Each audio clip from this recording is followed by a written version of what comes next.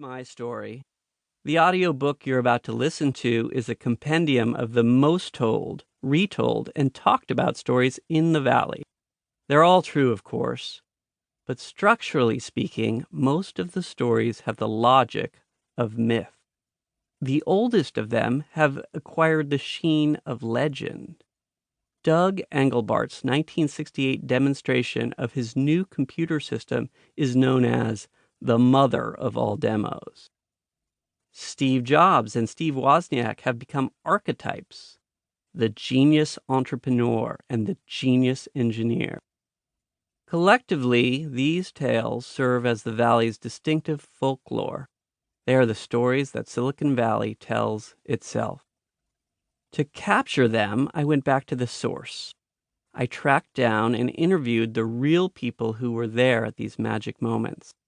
The heroes and heroines, the players on the stage, and the witnesses who saw the stories unfold. Almost everyone is still alive. Many are, in fact, still young. And I had them tell me their stories. What happened? What did you see? What did you feel? What does it all mean? I interviewed over 200 people, most of them for many hours. Along the way, I learned a lot of things. The first surprise was the range of types of people that I encountered. Silicon Valley grew from a few suburban towns to encompass the cities around it, and that growth was fueled by a rather remarkable diversity. There's no Silicon Valley ethnic type per se. Silicon Valley is racially diverse. It is the proverbial melting pot. Though it's also true that Black people are still far and few between. Women are also underrepresented, although there are many more than one might imagine. And there's no typical age either. Silicon Valley focuses on its young. That's where the new ideas usually come from. But it's also been around for a long time.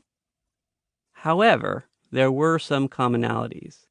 Almost to a person, their childhoods sounded like mine.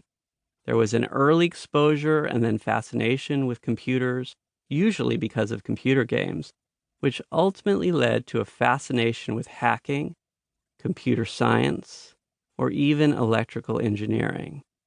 The names of the games change, but the pattern remains the same. After the interviewing came the transcribing. I had hundreds of hours of transcripts, millions of words of memories. The printouts filled an entire bookcase in my office. Then came the real work. I cut the transcripts together as one might so many reels of film. The editing process was often literally done with printouts, a pair of scissors, and a roll of tape. I'm a big fan of computers. I can't write without one. But the old-fashioned way of editing still works best, I've found. Artificial intelligence is nowhere near good enough to transcribe an interview with any accuracy either. And of course, there is no automating the process of reporting, tracking people down and convincing them to talk to me. Shoe leather, sharp scissors, and Scotch tape made this book possible, an irony that didn't always seem funny to me. The process took 4 solid years of full-time work and constant focus. By another measure, it has taken even longer. I have been gathering string, banking interviews for the past decade. It would have been much easier to simply write a history of Silicon Valley instead of to painstakingly construct one, but I felt that would have missed the point. These aren't my stories. They're the collective property of the Valley itself.